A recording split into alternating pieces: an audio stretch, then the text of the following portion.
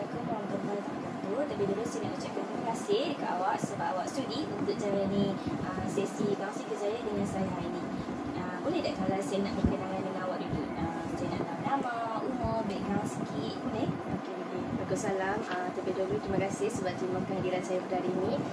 Saya Izauni binti Mahyudin, boleh panggil saya Iza. Saya pelajar Ijazah Sarjana Muda Kaunseling di UUM. Okey. Iza umur berapa? Saya 23 tahun. Oh, 23. Dan ni semester? Semester 6. Okey. Maknanya saya panggil Iza je. Boleh panggil Iza. Okey, sebelum tu saya tanya, awak pernah tak buat alat ujian ni? Oh, kalau alat ujian ni saya tak pernah buat lagi lah sebelum ni. Kalau alat-alat ujian DAS ke? DAS saya pernah buat sebelum ni. Personality Personality pernah, personality warna tu pun pernah. Tapi yang ni tak pernah lagi. Okey, kalau sebelum tu saya nak tanya, apa perasaan awak lepas pada awak buat alat ujian yang sebelum-sebelum?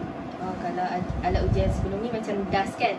DAS saya dapat tahulah saya punya tekanan tahap macam mana.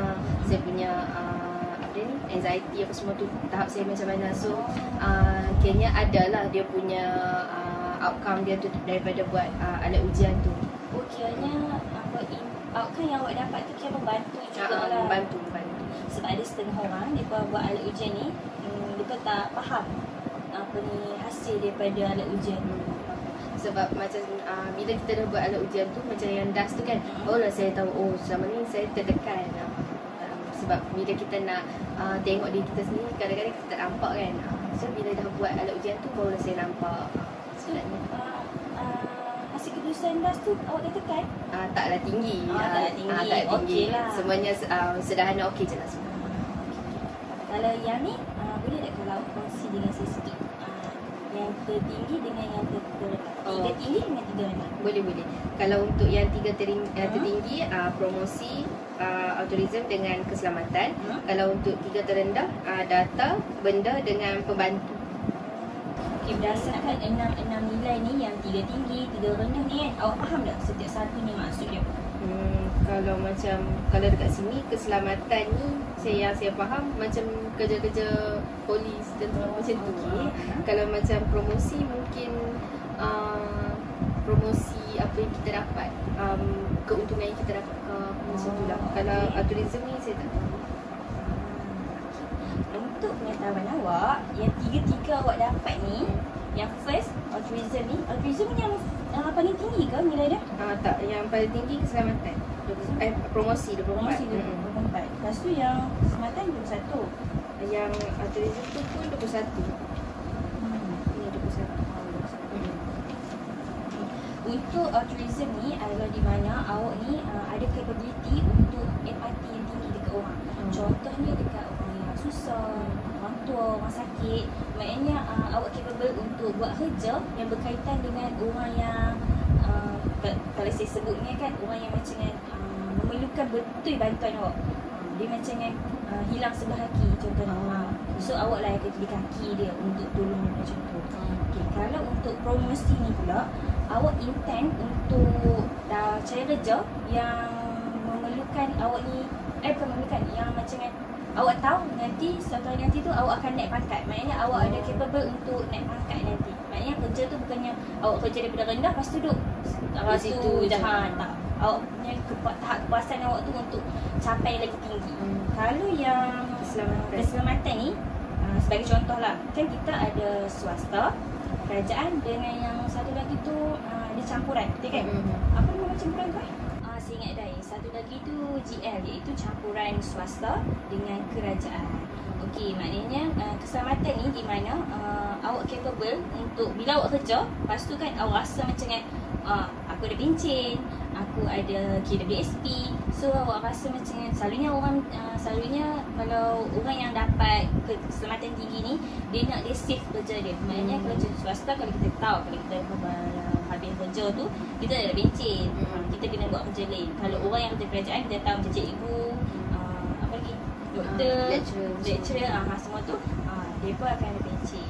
Okay, untuk yang tiga terendah tu apa dia? Data, benda dengan pembantu.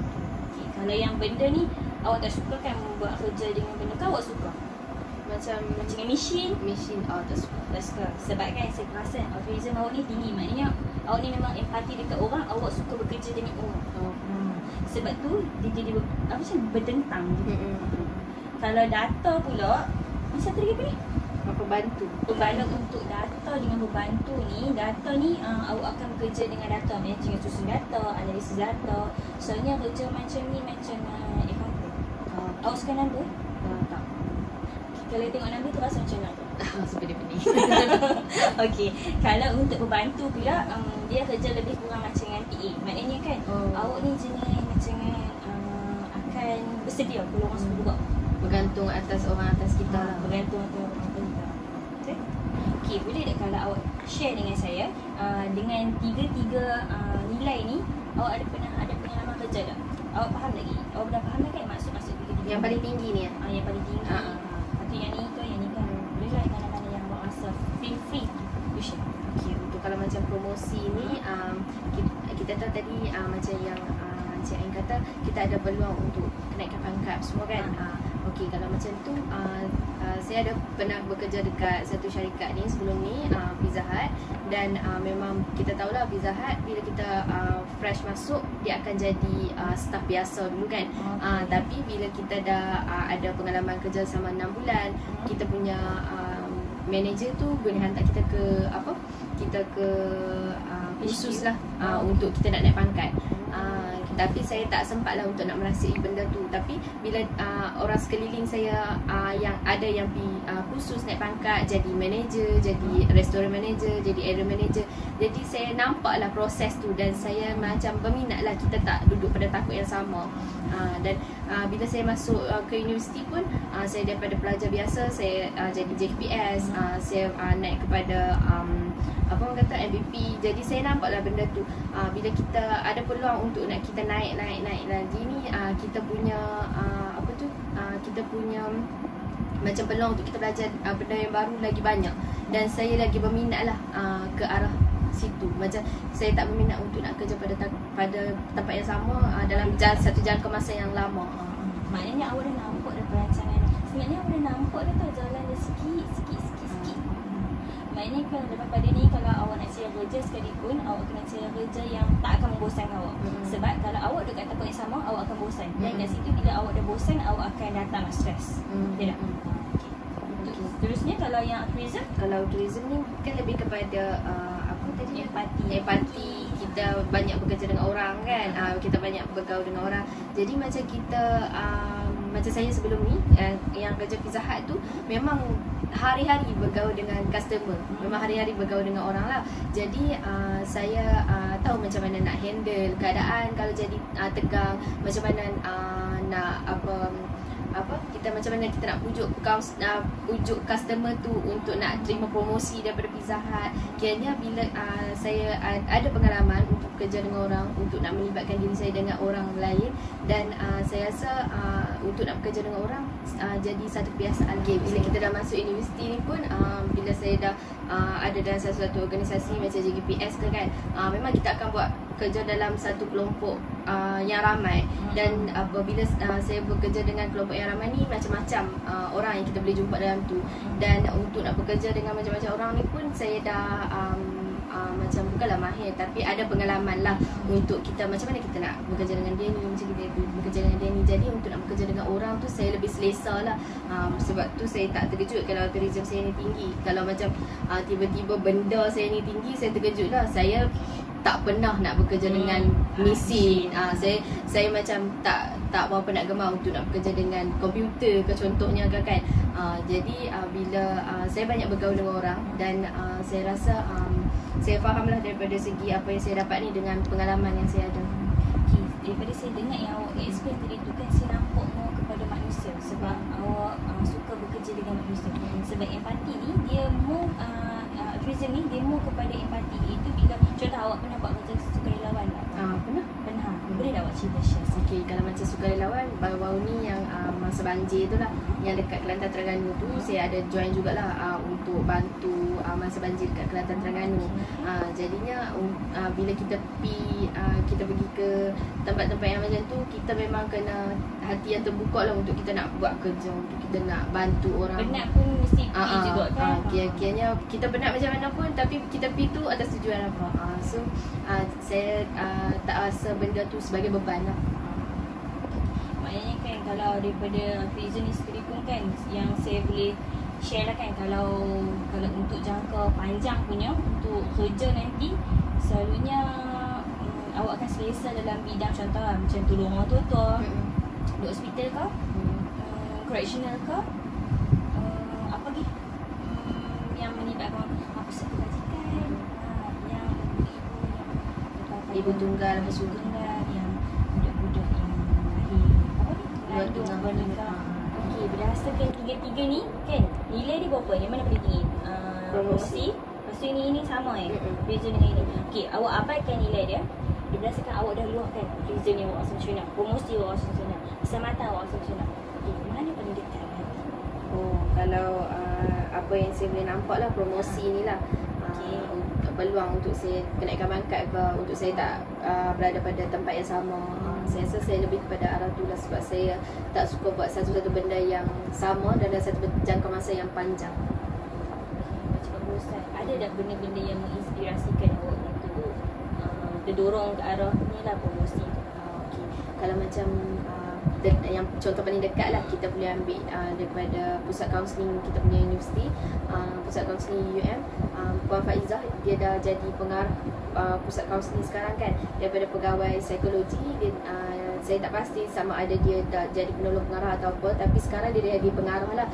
Bila kita tengok kat situ, selalunya macam sebelum ni pensyarah yang akan naik jadi pengarah tu, tapi kali ni pegawai psikologi sendiri, pegawai psikologi saja yang bukanlah daripada segi pensyarah ke apa, sebab kita tahu kan BTA dia tak ada background pendidikan apa. Jadi saya rasa macam kalau saya boleh jadi macam ni pun okey lah, sebab dia tak berada pada takut yang sama. Bila dia jadi pengarah ni pun bukanlah dia tertumpu kepada kerja-kerja yang kaunseling saja. Banyak benda yang dia buat. Dia jadi speaker untuk program, dia boleh hadiri bengkel-bengkel yang melibatkan apa dia ni, setif bantu juga, tapi dia lebih meluas. Macam banyak benda yang dia boleh belajar daripada dia punya dia punya jawatan tu. Jadi saya rasa macam dia tak duduk pada tapak yang sama dan belajar benda yang sama lah. Hari tu dia akan jumpa benda baru. Macam saya kata awal tadi, awak memang tak boleh duduk kat tempat yang sama, tengok semua Ustaz. Betul. Okey, kalau daripada bahagian promosi ni kan, awak ada tak kat sekarang ni awak cakap kan, awak rasa macam mana nak plan awak punya future tu macam mana? Kalau macam segi promosi ni, apa yang setakat pengetahuan yang saya tahulah, macam kalau kita nak senang untuk naik pangkat, mungkin kita boleh bekerja di bawah sektor kerajaan lah. Okey, yang tidak kait dengan awak punya keselamatan. Okay. Bila kita dah kerja bawah kerajaan ni, mungkin kita ada peluang untuk naik pangkat apa semua tu kan. Jadi saya punya perancangan ataupun saya punya bukanlah impian, macam ke arah situ lah kan.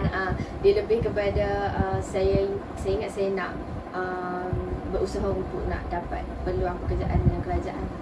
Boleh dah terus nak tahu kenapa awak lebih terdorong bahagian keselamatan ni dan nak duduk bekerja kerajaan? Okey, kalau untuk keselamatan ni kita tahu dia ada jaminan. Macam dia ada jaminan kita punya pekerjaan kita suka untuk nak dibuang kerja. Lepas tu kita ada jaminan dari segi gaji. Kita ada peluang kenaikan pangkat, sebab saya ni anak sulung. Bila anak sulung ni dia akan fikir lebih untuk family dia lah. Betul. Jadi bila kita dah ada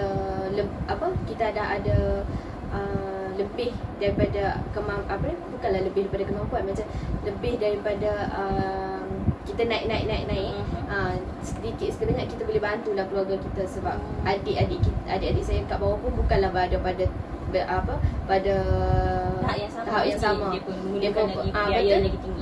Betul. Kiranya daripada situ saya dapat bantulah keluarga saya, sebab saya mungkin waktu permulaan saya kerja, saya boleh bantu sikit-sikit, tapi lama-kelamaan saya boleh bantu adik-adik saya beserta dengan kedua ibu bapa saya bila saya dah ada peluang untuk naik gaji apa semua. Lagi awak meningkat tadi macam adik dah meningkat usia, lepas tu dia punya biaya lagi tinggi. Lepas tu dalam masa yang sama, sebab apa, keselamatan tu dengan promosi tu dia nampak berkait tau. Sebab kan lepas pada awak dah naik awak dah boleh promote kerja awak lagi tinggi, gaji lagi tinggi. So boleh dah tu biaya adik yang lagi tinggi. Betul tak? Okey, daripada kita buat perbincangan pasal jangka panjang awak tadi tu kan, saya nak simpulkan sikit. Awak ni suka kerja bawah kerja kerajaan, dan kerja tu memerlukan awak untuk naik pangkat. Kalau awak tak naik pangkat, awak mesti bosan, betul tak? Okay, sekarang ni awak nampak tak satu institut yang mana-mana tu yang boleh awak macam, okay, aku dah target, aku nak kerja sini, aku nak apply sini lepas pada aku habis intern. Ada tak? Kalau macam berdasarkan apa yang saya bagi contoh semua tadi tu, macam IPTA lah, pusat kaunseling. Saya pun saya tak pasti kalau jabatan-jabatan lain ada pusat kaunseling, tapi yang saya pasti IPTA memang ada lah pusat kaunseling. Sebab awak terinspirasi dengan doktor apa tadi? Bukan, Puan Faizah. Puan Faizah. Okay, sekarang kita dah bincang jangka panjang. Kita lupa nak bincang jangka pendek. Okay. Awak dah senang ke tak? Ya, betul. Bincang fikir ni nak intern. Kalau setakat sekarang ni saya belum nampak lah saya nak intern ke mana. Okay, that's it. Saya dengan sikit. Boleh. Okay, berdasarkan 3 nilai ni, kalau untuk meletakkan diri awak tu selesa lah rasa macam ni. Kalau kita tak kenali kita punya nilai, kita akan cepat rasa tertekan tau untuk kerja. Sebab tu kita akan rasa bosan. Macam kan tadi lah awak kata kalau awak tak dapat promotion, awak kerja ke tempat sama, awak akan rasa bosan. Sebab tu kebanyakan orang yang kerja, lepas tu yang dia stres apa semua sebagainya tu, sebenarnya dia pun tak explore diri dia pun. Apa yang sepatutnya dia pun sepatutnya, aku sebenarnya lagi terdorong ke sini, kenapa aku kerja macam ni? Kalau yang berdasarkan 3 ni, kalau saya boleh bagi contoh, hospital, lepas tu JKM ataupun correctional maybe. Kalau hospital ni, kalau contoh altruism awak ni tinggi, so awak lagi senang bekerja dengan orang yang macam saya cakap dia macam kan, kalau dia letak tangan dia kat awak, awak jadi kaki ketiga untuk dia. Maksudnya awak takkan senang stres kalau orang ni macam merengek, minta tolong ke apa. Sebab ada orang yang kalau autism dia ni rendah, dia tak boleh kerja dengan orang yang terlalu meminta perhatian dekat dia. Faham kan? Kalau dekat bangsa kerajaan juga, dia boleh naik pangkat juga. Cuma maybe lah tukar department saya rasa. Lepas tu, dan awak tahu juga kalau kerajaan, hospital kan kerajaan kan, dia ke mana pun macam kan terjamin lah kerja awak. Awak akan ada pencen, awak akan ada apa tu, sok-sok KPSP. Okay. Awak setuju tak dengan saya punya contoh hospital, JKM ataupun correctional? Adakah kerja-kerja macam tu dekat dengan hati awak? Ke saya salah? Saya setujulah. Berdasarkan apa yang Cik cakap tadi tu, saya dah nampak lah macam ke mana arah yang saya perlu pergi. Jadinya saya setuju. Okay, sekarang ni kita dah cucuk daripada awal sampai akhir kan. Macam mana perasaan awak? Adakah awak rasa macam ni lagi terbuka lepas pada saya cakap, ya Allah terbebannya. Rasa macam, bajunya dia kena pikir. Rasa macam mana? Sebab saya nampak daripada gaya tubuh awak kan macam dalam sanak. Tadi awal macam ni. Macam tu. Dan ni dia macam, saya rasa saya nak okay. Boleh tak awak explain macam bila dah buat ni, Cik dah terangkan kepada saya semua ni, saya macam saya terbuka lah sikit apa yang perlu saya buat selepas ni. Perancangan saya tu, perancangan yang selama ni saya rangka, saya buat, tapi saya tak tahu saya buat apa. Sekarang ni saya dah nampak lah sebenarnya jalan mana yang saya perlu pergi, apa yang saya perlu buat. Bila Cik dah terang tu, saya dah nampak lah. Dan berdasarkan pengalaman-pengalaman saya pun boleh digunakan untuk dikaitkan dengan perjalanan masa depan saya.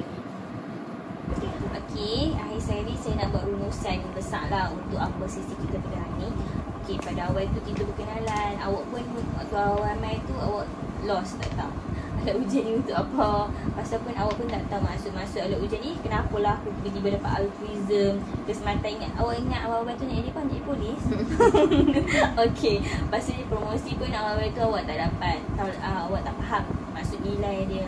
Lepas pada awak dah dapat tahu nilai tu, kita sedikit sebanyak explore dengan awak punya, dan kita kaitkan dengan awak punya pengalaman kerja. Betul? Lepas tu, lepas pada tu kita juga dah merancang dua-dua, dan awak pun sudah setuju kalau perancangan dia, kalau perancangan jangka pendek, awak nak intern dekat IPTA punya ni kan. Sebab apa? Sebab awak terinspirasi dengan puan tu. Okay, kalau untuk jangka panjang awak nak, kalau contoh kalau habis intern, insyaAllah kalau ada rezeki, awak nak target kerja bawah pada hospital. Okay, saya tangguhkan sesi ni untuk further notice. ikut mana pun nanti kita kontakkan WhatsApp lah. Boleh. Terima kasih. Okay, sama-sama. Terima kasih untuk sesi hari ini. Okay.